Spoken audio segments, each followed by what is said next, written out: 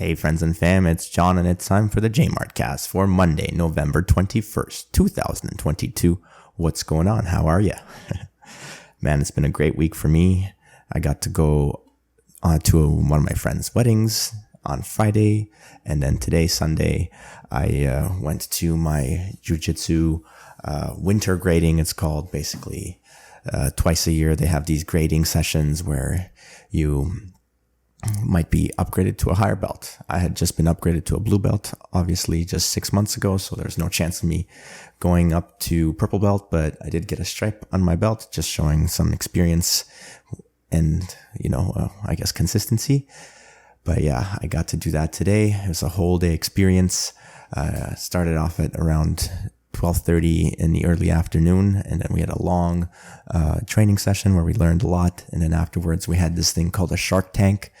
Basically, all the people who are going to be upgraded to the higher belts get placed in the middle of the mat, and then people on the outside who are not getting upgraded yet, they get to jump on all these people and start practicing jiu-jitsu with them and basically roll with them nonstop without giving them any chance to rest. And yeah, it was fun. I was actually supposed to be doing that, but my professors, they forgot about me, and I was like, I'm not going to volunteer for this. This looks really hard. It's basically for a whole hour straight. These guys were not given any break, and they just had to, whoever was coming up to them to, challenge them to a role, they had to accept and they had to go. And so by the end of it, I still obviously went up and rolled with a bunch of people who were in the shark tank in the middle. But I didn't volunteer to do that myself. But by the end of it, basically what I was going to say is that they were so tired that it was like you just had to apply a little bit of force. They would give up and you could easily submit them. So I imagine that's what it's going to be like for me when I upgrade to purple belt, which is not happening anytime soon, of course. But yeah, I'll just skip the one for blue belt. And so what else? Yeah, I already mentioned I went to my friend's wedding. That was on Friday afternoon. 3 o'clock or so was the ceremony. And then, it was a lot of fun. Everything was beautiful. The speeches were great and funny. And the first dance was very impressive as well. I was very actually jealous at how good their first dance was. And yeah, it was great to see all the people, all the friends. And, a lot of people came from out of town as well, which was nice to catch up with all the people who haven't been around for a long time. Actually, a couple of the people had come to our house 1 or 2 days prior to the wedding and had hung out with us and met our kids, or saw them again for the first time in a long time. And it was just really nice to see my kids interacting with new people, and they were behaving pretty well as well. And that was nice for me to see and kind of feel like a proud parent there, just to have children that can be around other adults and have them behave themselves or be on their best behavior around these people, which is what I want out of them, of course. Speaking of the wedding, by the way, I decided to get a nice haircut right before the wedding. So I got the sides nice and short, and then the top I got braided again, just because I thought it'd be like a clean, neat look for the wedding. And the person who braided it for me did a really good job, slightly different this time, more of a rounded kind of pattern instead of straight lines like last time. So I was pretty happy with it. And then it was going to work out well for the jiu-jitsu grading thing as well, because it's just nice to have neat hair tucked away so that it doesn't get stepped on and pulled. That can happen in jiu-jitsu. But yeah, I got to hang out with my old buddy who used to be my client, now is my hairdresser, and he did a great job as always. But something kind of awkward happened at the hair salon. I was getting my hair cut, and then people were talking about how things are getting more expensive, and I was just overhearing some things. And all of a sudden, I heard one of the hairdressers talk about and start complaining about how things are so expensive that she's had to resort to stealing produce from the grocery store. And I thought that was quite mind-blowing that she admitted to doing that to a whole busy floor of both coworkers, colleagues, and clients. So I don't know, times are pretty bad these days, I guess it's true. So I've read in the news that a lot of people are resorting to getting food stamps, going to food banks and such. So hearing a story like that from just a random person who has a job, but I guess, they're not getting enough hours to make enough money to be able to afford expensive ass produce. So that's what you have to resort to when it comes to things like that. Yeah. A bit of a downer story. I guess if we're going to switch to maybe something more uplifting, my 20 rep squats are going all right. I did have a couple of days that I skipped due to the wedding, of course. On the day of and the day after, there's no way I was going to be doing any squats at all, but came back to it today, even after the jiu-jitsu thing, and hit a personal best and did 180 pounds for 20 reps. Felt pretty good about it, even though it was a lot heavier than what I'm used to, and had to take like longer stops in between reps. I was still able to do it all in one set without putting the weight down. And even though my right hip was giving me a little bit of trouble with the little bit of warm-up that I did and kind of the technique that I got to doing by the end of the set of 20 reps, was perfectly fine at handling the achy right hip, and I made it just fine. Sometimes you really got to do these, I'm realizing, got to do these long sets where if your technique's not right, if you're forcing yourself to do a longer set, then you have to fix it in order to be able to complete the set, without, of course, like obviously forcing yourself to do it in the wrong way and hurting yourself. And, you have to have the experience to be able to tell the difference between that.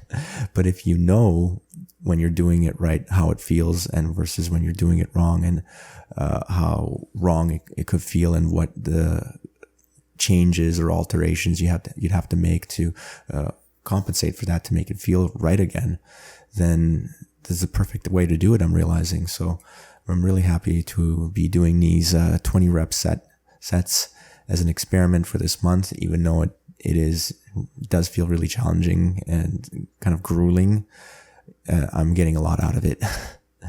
But yeah, that was definitely one of the hardest sets of my life, to complete that set of 20 reps for 180 pounds. I knew I could do it, but mentally every rep was like, okay, get ready, you got this. I had to basically talk myself into doing it every rep. It's just like I couldn't even think past the rep that I was on. That would have been suicide. I had to be picturing, visualizing exactly what I was going to do next, and focusing my mind only on that and nothing else. All right, that's it in terms of stories from the past week from me. I don't think I want to cover any news stories I heard about or anything like that.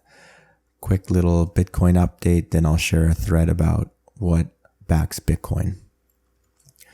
Okay, if we go to bitbo.io, the block height we're currently on is 764,083. Price of one Bitcoin equals $16,193 US. $1 will buy you 6,175 Satoshis. Satoshis are the smallest subunit of Bitcoin, which can be subdivided. One Bitcoin can be subdivided 100 million times into 100 million Satoshis, or sats for short. If you live in Canada and you'd like to purchase Bitcoin from an exchange, I suggest you use Shakepay. They're an easy to use exchange which has low fees. So if you're interested, use the link in the description of this podcast, which will give you a $10 reward for the first $100 you spend on buying Bitcoin or sats. So what is Bitcoin backed by? Okay, this is a thread from Eric Yakes at ERICYAKES. He's got a book called The Seventh Property. Check it out. It's pretty good. And this is his thread from December 29th, 2021. He says, what is Bitcoin backed by? It's likely not what you think, because most people are asking the wrong question. People often say, that can't be money. It isn't backed by anything. This is an old way of thinking that originated with paper money. Prior to paper money, people used precious metal coins, such as gold, because they maintained strong monetary properties: scarcity, durability, divisibility, portability, fungibility, and acceptability. The 6 monetary properties. Everyone's got different ones that they say, but they're all about the same. Paper became money because it was superior to gold in terms of divisibility and portability, but it lacked scarcity. People reasoned that we could benefit from the greater divisibility portability of paper money as long as it was redeemable in a form of money that was scarce. This is when money needed to be backed by something. Since we changed money to paper money that wasn't scarce, it needed to be backed by something that was. Since the repeal of the gold standard, politicians have retarded the meaning of the word because our money is no longer backed by something scarce. Governments say money is backed by their full faith and credit as an attempt to elude populations into the belief that their horrendous credit is economically equivalent to one of the scarcest commodities in the world. So what is Bitcoin backed by? Nothing. Sound money like gold isn't backed. Only money that lacks inherent monetary properties must be backed by another money that maintains those properties. The idea that our base layer money needs to be backed by something is thinking from the era of paper money.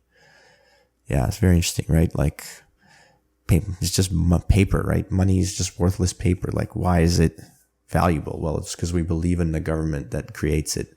We believe that it's backed by their full faith and credit. Or more commonly, people these days say that the paper money is backed by the army, right? Of like the United States Army backs the green US dollar. But in reality, gold wasn't backed by anything. It's backed by the fact that a star has to explode for gold to exist. And then people have to go and dig it out of the ground. Anyway, back to the thread. Only money that lacks inherent monetary properties must be backed by another money that maintains those properties. The idea that our base layer money needs to be backed by something is thinking from the era of paper money. Bitcoin does not require backing. It has inherent monetary properties superior to any form of money that has ever existed. It's important because when people think money needs to be backed by something, they assume money requires backing from a government. As we transition out of the fiat era back to sound money, it will be important for individuals to remove the narrative that money is something that needs to be backed. But isn't Bitcoin backed by energy? Isn't Bitcoin backed by proof of work? The answer is Bitcoin is enabled by these things and many others, such as electricity, software, incentives, algorithms, hardware, suppliers, customers, contracts, property rights, real estate, communities, etc. When you say it is backed by these things, you are implying that it is redeemable money and are retarding this definition just as fiat practitioners have.